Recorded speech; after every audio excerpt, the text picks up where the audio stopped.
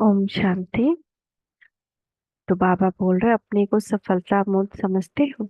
सफलता मूर्त बनने के लिए मुख्य कौन सी गुण धारण करने से सफलता मूर्त बन जाएंगे।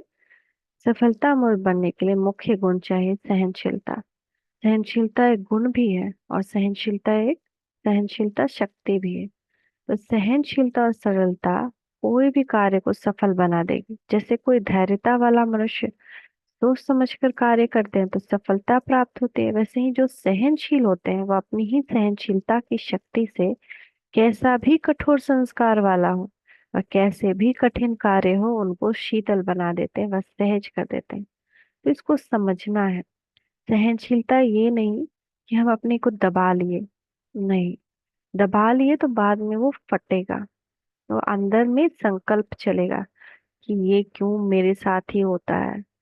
तो सहनशीलता का गुण जिसमें होगा वह गंभीर भी जरूर होगा।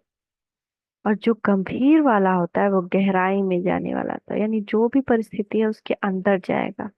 इस परिस्थिति के पीछे का राज क्या है, ड्रामानुसार आत्मानुसार वो समझेगा कि जो भी परिस्थिति है वो क्या है, मेरे विकर्म है या ड्रामा का प्लान है या मेरे अंदर के गुण और शक्ति को और बढ़ाने का एक साधन है।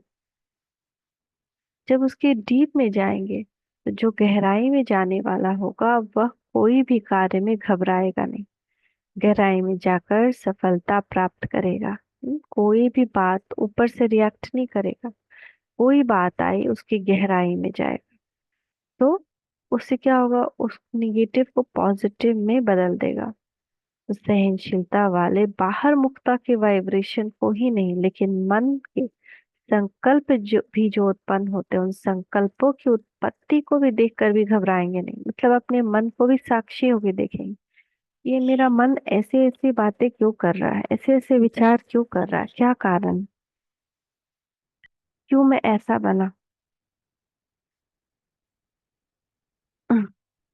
क्या, तो ऐसे ऐसे अंदर में वो अपने मन को भी देखेगा। अपनी सहनशीलता से सामना करेंगे, अपने मन के संकल्प को भी अपनी सहनशीलता से सामना करेंगे। और सहनशीलता के गुण वाले की सूरत से क्या दिखाई देगा, तो जिसमें सहनशीलता का गुण होता है वह सूरत से सदैव संतुष्ट दिखाई देगा। उसके चैन नैन चैन कभी भी असंतुष्टता के नहीं दिखाई देंगे। है ना, अगर अगर हमको कोई कुछ बोल रहा है तो हम तुरंत नहीं रिएक्ट कर जाएंगे, है ना।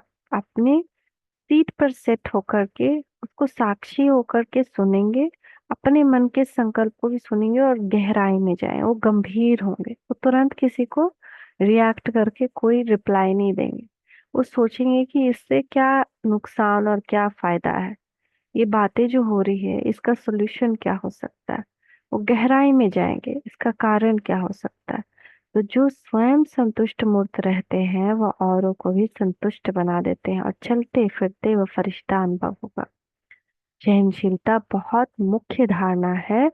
जितनी सहनशीलता अपने में देखेंगे, जितनी सहनशीलता अपने में देखेंगे उतना समझो स्वयं से भी संतुष्ट, दूसरे से भी संतुष्ट। और संतुष्ट होना माना सफलता पाना। जो कोई भी बात को सहन कर लेता तो सहन करना अर्थात उसकी गहराई में जाना। सहन करना ये नहीं है कि हम अपने को दबाकर चुप रह गए, नहीं। उसकी गहराई में जाना, जैसे सागर के तले में जाते हैं तो रतन लेकर आते हैं, ऐसे ही जो सहनशील होते हैं वो गहराई में जाते हैं, जिस गहराई से बहुत शक्तियों की प्राप्ति होती है।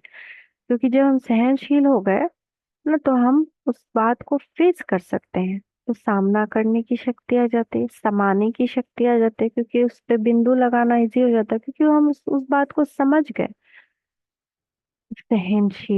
सहनशील ही मनन शक्ति को प्राप्त करता है। सहनशील ही हम ज्ञान का मनन चिंतन कर सकते हैं। सहनशील जो होता है वो अंदर ही अंदर अपने मनन में तत्पर रहता है ना, वो ज्ञान के पॉइंट्स को यूज करने लगता है। जो मनन में तत्पर रहता है वही मगन रहता है, तो वही परमात्मा को याद भी कर सकता है।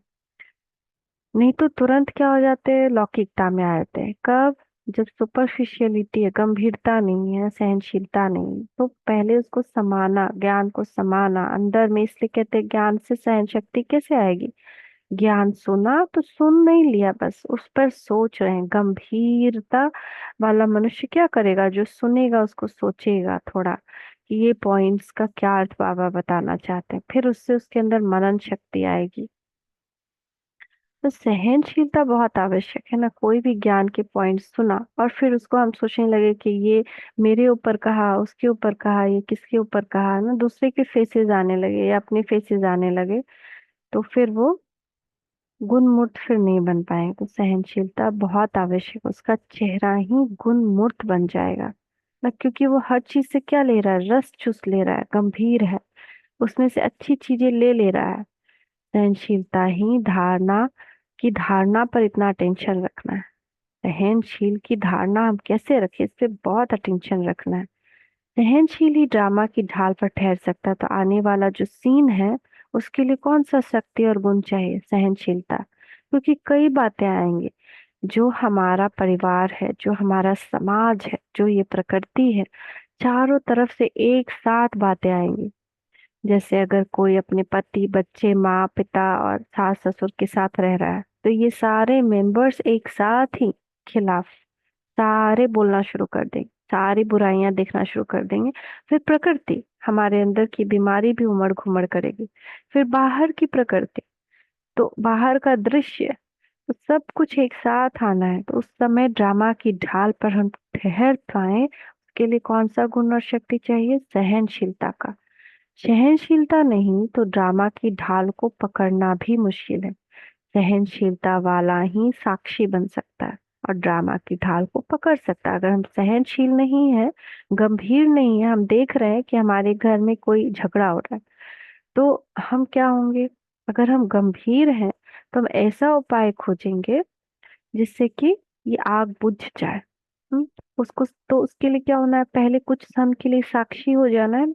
अगर सहनशील नहीं तो क्या हो जाए, खुद खुद जाएंगे, खुद ही जल जाएंगे।